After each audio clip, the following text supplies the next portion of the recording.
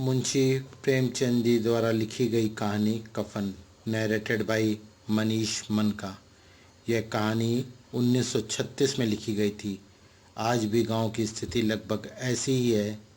कफन उस समय की गरीबी दुख दर्द से आपको जोड़ेगी। यह कहानी आपको लगभग 80 वर्ष पीछे ले जाएगी। यह कहानी दर्शाती है कि गरीब को कफन भी बड़ी मुश्किल से नसीब होता है। प्रमुख किरदार है घीसू माधव बुधिया। घीसू यहाँ पर पिता है, माधव उसका पुत्र और बुधिया उसकी बहू है।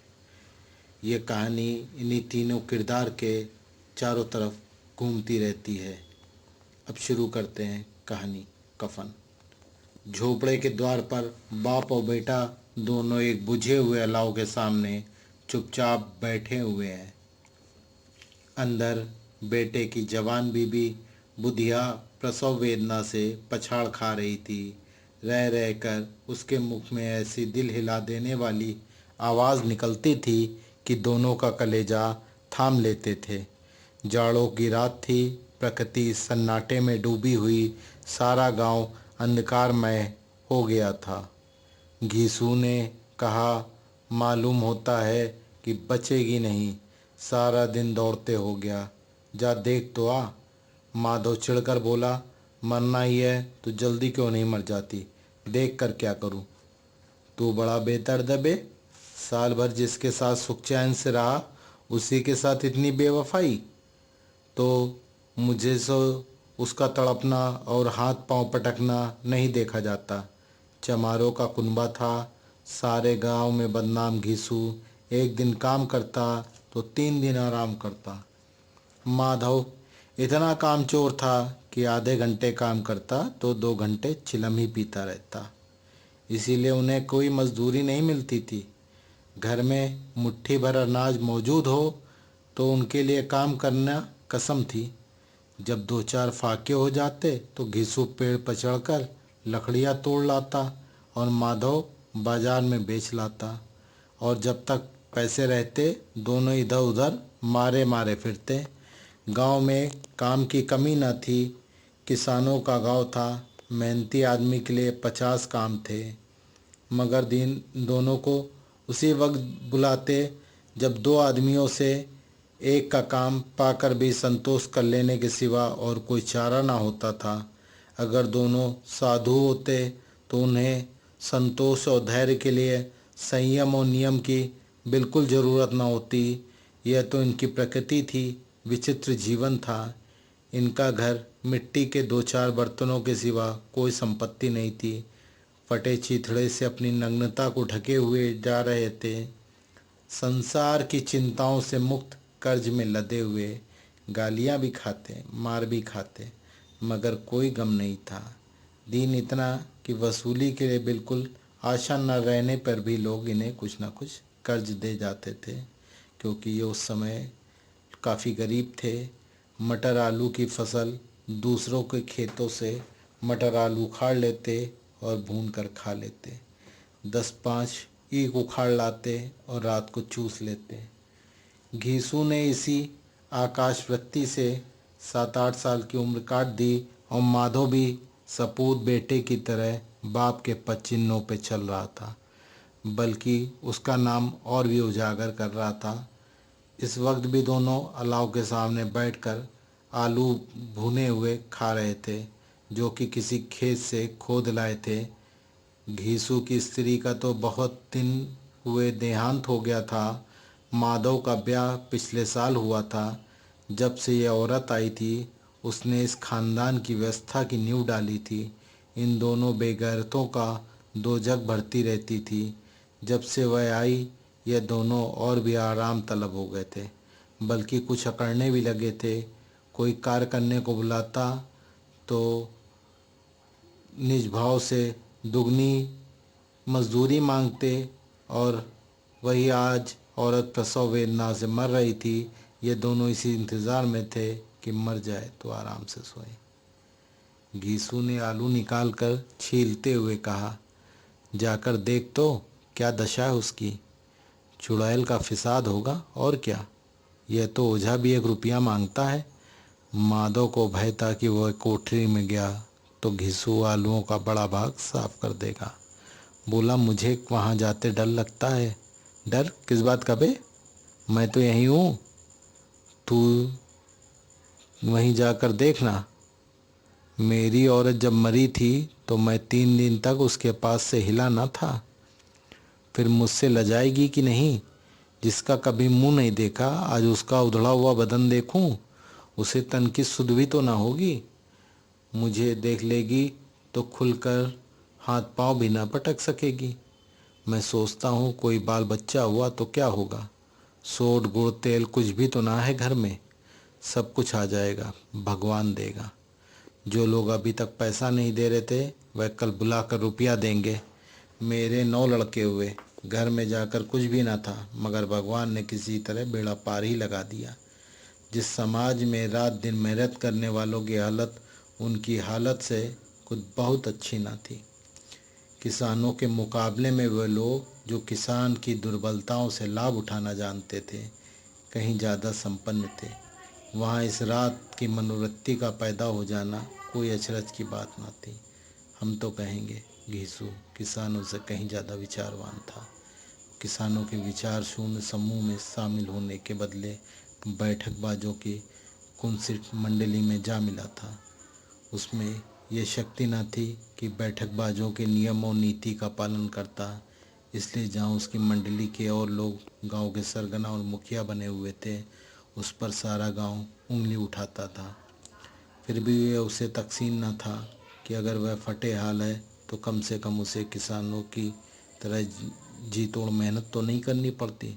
उसकी सरलता और निरता से कुछ दूसरे लोग बेजा फ़ायदा तो नहीं उठाते थे।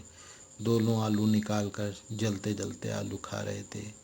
कल से कुछ नहीं खाया था, इतना सब्र भी न था कि ठंडा हो जाने दे। कई बार दोनों की ज़बानें जल गई। छिल जाने पर आलू का बाहरी भाग हिस्सा जबान, हलक और तालू को जला देता है, और उसके अंगारे को मुंह में रखने से ज़्यादा खैरियत इसी में थी कि वह अंदर जितनी जल्दी हो पहुंच जाए। वहाँ उसे ठंडा करने के लिए काफ़ी सम्मान था, इसलिए दोनों जल्दी जल्दी निकल जा रहे थे। हालांकि इस कोशिश में आंखों से आंसू भी निकल आते थे। घीसू को उस वक्त के ठाकुर की बारात याद आ गई जिसमें 20 साल पहले वह गया था। उस दावत में उसे जो तृप्ति मिली थी वह उसके जीवन में एक याद रखने लायक बात थी, और वह आज भी उसकी याद ताज़ा थी। बोला, वह भोज नहीं भूलता। तब से फिर से उस तरह का खाना और भरपेट नहीं मिला। लड़की वालों ने सबको भरपेट खूब पूड़ियाँ खिलाई थीं। सबको, छोटे बड़े, सब ने खूब पूड़ियाँ खाईं। असली घी की चटनी, रायता, 3 तरह के सूखे साग, एक रसेदार तरकारी, दही, चटनी, मिठाई। अब क्या बताऊं कि उस भोज में कितना स्वाद मिला था। कोई रोक टोक नहीं थी, जो चीज़ चाहो जितना मांगो उतना खाओ। किसी ने पानी नहीं पिया, मगर परोसने वाले हैं कि पत्तल में गर्मा गर्म गोल गोल रोटियां कचौड़ियाँ डाले ही जा रहे थे। मना करते ही रहे, पत्तल पे हाथ रखते रहे, मगर वह है कि दिए जा रहे थे। जब सबने मुंह धो लिया तो पान इलायची भी मिली, मगर मुझे पान लेने की कहाँ सुध थी। खड़ा हुआ ना जा रहा था। चटपटा जाकर कंबल पे लेट गया। ऐसा दरिया दिल था वो ठाकुर। माधव ने इस पदार्थों का मन ही मन मजा लेते हुए कहा, अब हमें कौन ऐसा भोज खिलाता है। अब कोई याद क्या खिलाएगा, वह जमाना दूसरा था। अब तो सबको किफ़ायत सूझती है। शादी ब्याह में मत खर्चा करो, क्रियाक्रम में मत खर्चा करो। पूछो गरीब का माल बटोर बटोर के कहाँ रखोगे। बटोरने में तो कभी कोई कमी नहीं है, खर्च में किफ़ायत सूझती है। तुमने 20 पूरियाँ खाई होंगी, 20 से ज़्यादा खाई थी। मैं 50 खा जाता। 50 कम मैंने नहीं खाई होंगी। अच्छा पक्का तू मेरा आधा भी नहीं खा पाया। आलू खाकर दोनों ने पानी पिया, वहीं अलाव के सामने अपनी धोतियाँ ओढ़कर पाँव पेट में डालकर सो गए। और बुधिया अभी तक करा रही थी। समेर और माधव ने कोठरी में जाकर देखा तो उसकी स्त्री ठंडी हो गई थी।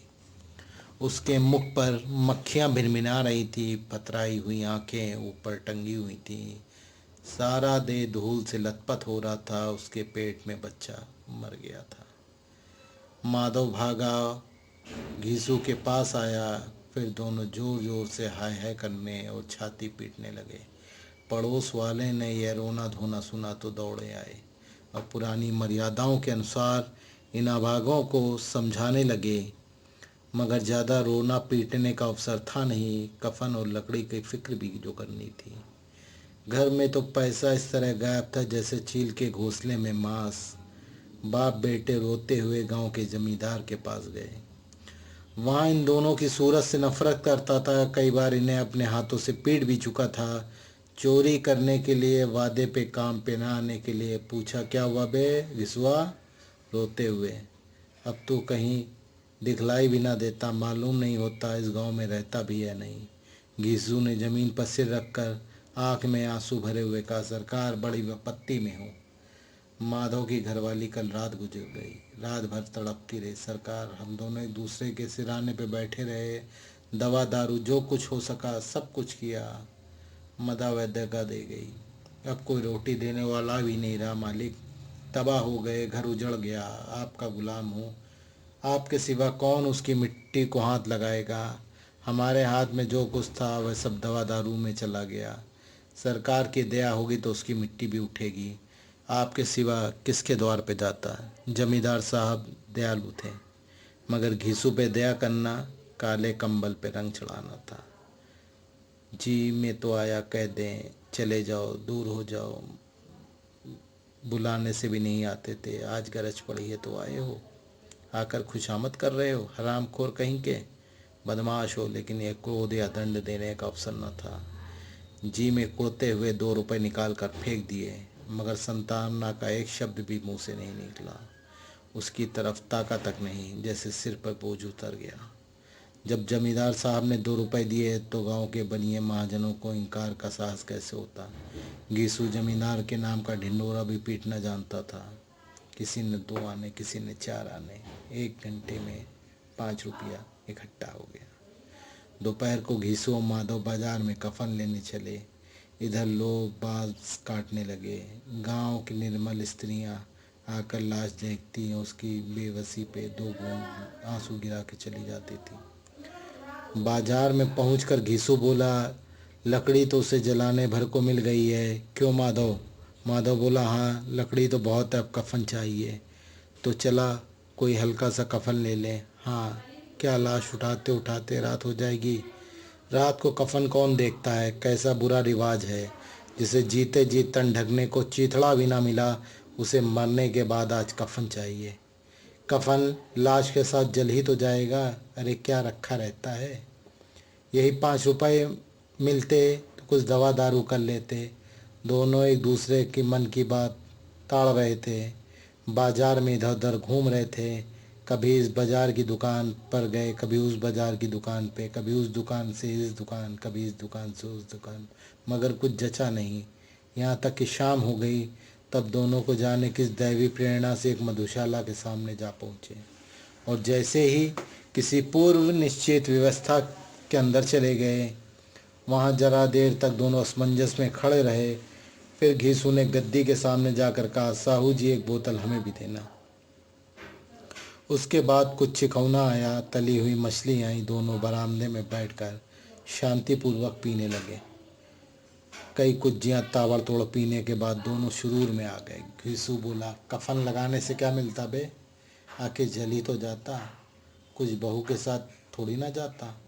माधव आसमान की तरफ देखकर बोला, मानो देवताओं को अपनी निष्पापता का साक्षी बना रहा हो।